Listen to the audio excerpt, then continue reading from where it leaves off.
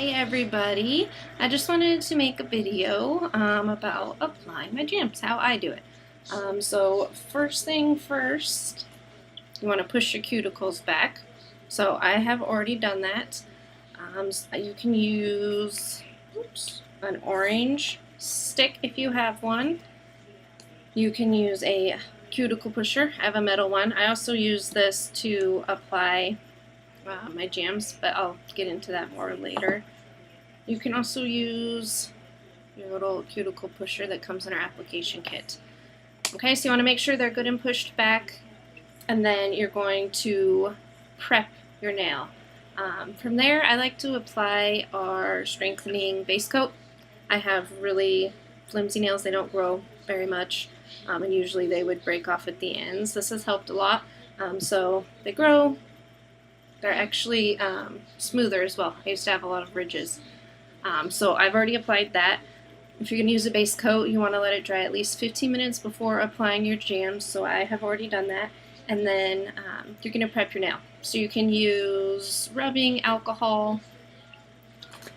We also have our prep wipes or our nail cleanser, which is what I like to use. First of all, I love this top. I'm going to squeeze down. There you go. I don't have to worry about it spilling or anything.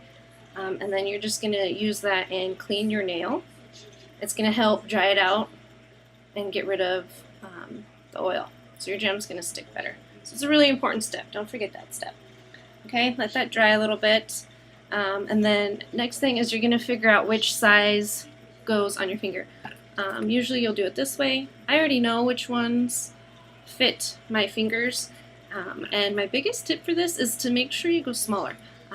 Smaller is better. If it's too big, it's going to be touching your cuticles, your skin, and it's going to cause it to lift off. So you want it to be smaller. I did already do one jam, so I'm going to kind of give you an example. You don't want to fear the gap. So if you look at it this way, looks great. Can't really tell there's a gap. But then if you go this way, you can see there is a small gap right there.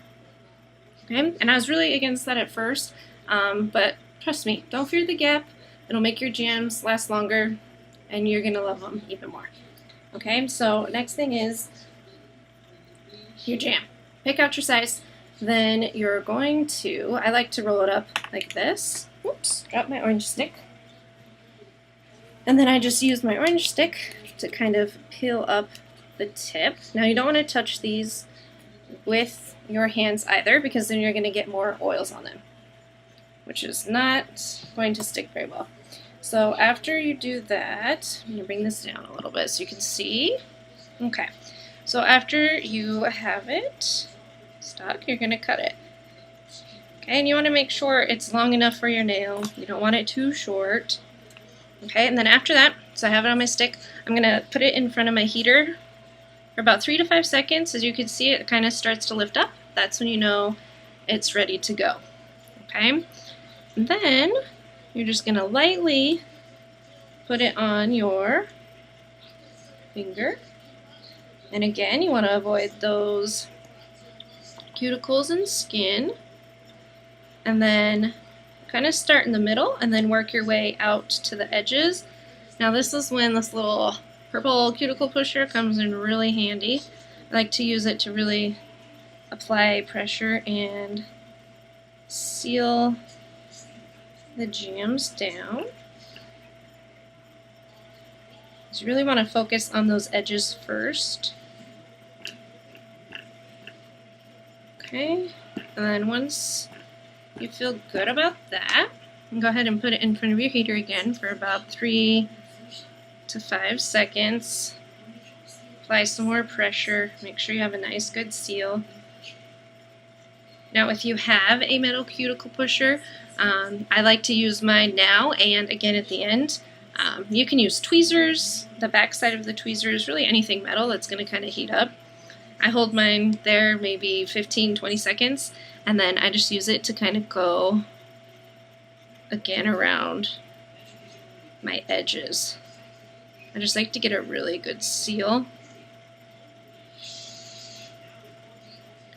and that helps a lot. Okay, so I have that on. Now, you want to make sure that you let this cool down. A lot of people will trim it right away, but you want it to be nice and cool. So it'll kind of be hard again like it was before you put it on, and then you'll trim it and file it and do all of that. So I'm just going to let that cool down just a little bit. Alright, that should be good. And then I like to use fingernail clippers. I find it much easier. And then I just trim the extra away. I even trim my nail as well. If it's long or uneven, I'll just go ahead and trim my jam with my nail. Because really, I try not to use my file too much. I have one little corner left.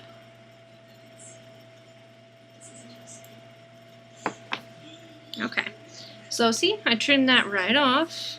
And then I'm just going to go ahead and use my file just a little bit, and you want to do it at a 45-degree angle and lightly, and you want to go down. You don't want to be sideways or like this. That's going to ruin your pretty jams you just applied.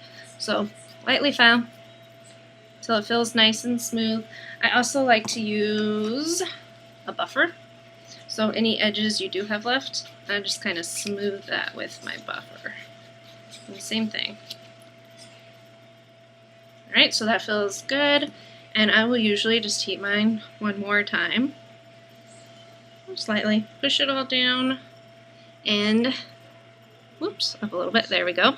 There is my jam I just applied. As you can see, there's no bubbles or anything like that. Now, if you do have any bubbles, this is when I like to use this bad boy again, or tweezers, heat it up, and you can use it to smooth out those bubbles.